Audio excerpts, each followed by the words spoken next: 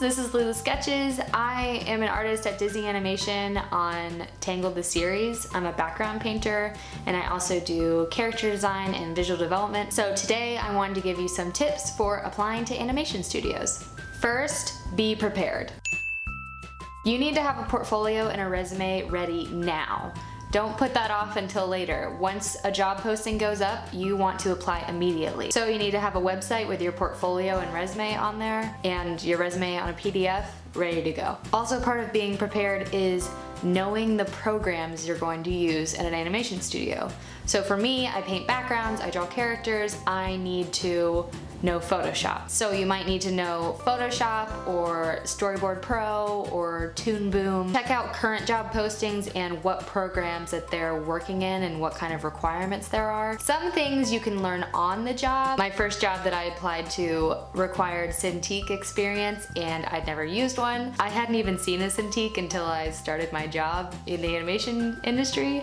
So I figured out how to use a Cintiq on my first day. Most jobs you're applying to are also going to say they require a couple years of work experience, but you gotta start somewhere. My advice, if your portfolio is ready and great, apply anyway. It shouldn't matter. Also, a little tip for your resume. When I was first applying to animation jobs, my resume said where I was located, which was Virginia, but I was willing to relocate like as soon as I got a job out there. So I actually changed the location on my resume to Los Angeles. If you're willing to move out to LA immediately, in your email you can say that you're in the process of moving out to Los Angeles. You don't want to be overlooked because of your location, and a lot of studios don't want to pay a relocation fee. Next topic, your portfolio.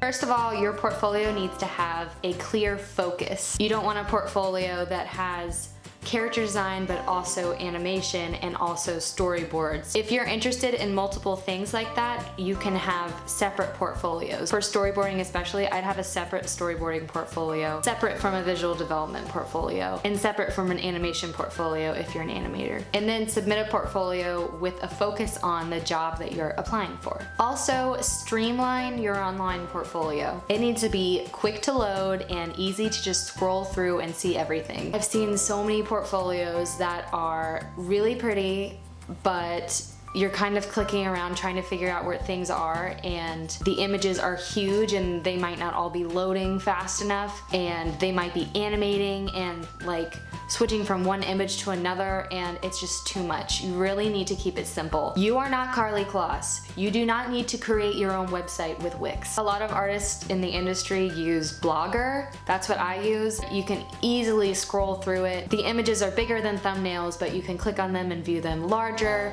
but you can get an idea of all my work. You don't need to overload with everything you've ever drawn. You still want it to be focused and your absolute best work and your recent work. And very important, only put work in your portfolio that you're willing to do 40+ hours a week. If it's in your portfolio, you can be asked to do it for a job. So if you absolutely hate doing 8-point turnarounds for a character, don't put that in your portfolio. When I first interviewed out in LA at a major animation studio, my portfolio had these really cool looking isometric views of a room, like and I did different views of one room turned around, rotated. It took forever and it ended up looking really pretty, so I really wanted it in my portfolio. But then as soon as I was interviewing at this place, they literally wanted to hire me to just draw isometric views of rooms, which just wasn't really my passion, so I ended up not taking that job and taking another job instead. So only put things in your portfolio that you're really passionate about and you're ready to work on 40 hours a week, because this is a full-time job and it can be tiring and frustrating. So you need to be doing something that you're really passionate about and you want to keep doing and improve on. I'm going to make a separate video just all about portfolios because I have so much to say about portfolios and I don't want it to take up this whole video. So subscribe to my channel and that video will probably be up in a couple weeks. Next topic is social media.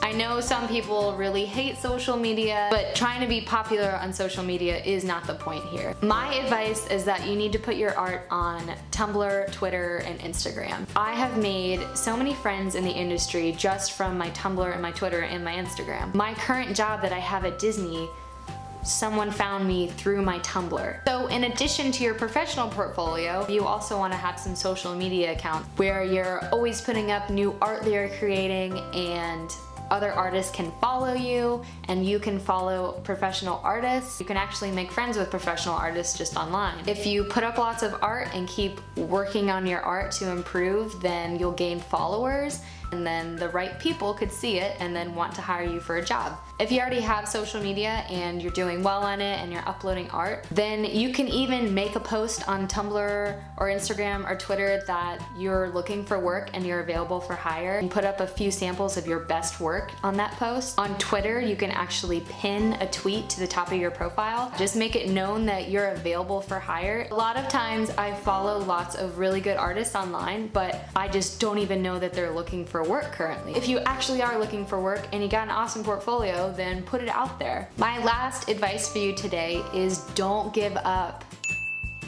You are going to get rejected. I've been rejected many times. Every artist has been rejected from jobs. That's just normal. This industry is so competitive and there are not enough jobs for the amount of talented artists out there. It might be that your style is just not what they're looking for, or the job might already be filled. Some of the jobs that you see posted online are actually already filled, but they're required by the company to still post them online, even if they just decided to choose a friend for the position or just hire from within the company. So really don't worry about it if you're not hearing back on these jobs immediately. Always keep applying, and most importantly, always keep working. You need to always be working on your portfolio and making it better and improving and editing it and taking out the old stuff, always just making yourself better and better. So if you want it enough, you will get hired eventually. It just will take some time, so just don't give up. Thank you guys for watching. I post animation job openings over on my Twitter. My Twitter handle is LuluDraws. So follow me on Twitter for job postings. And if you enjoyed this video, please give it a thumbs up and subscribe to my channel. Comment down below what kind of videos you want to see next. I am going to make a video just all about what should be in your portfolio. If that's something you're interested in, stay tuned.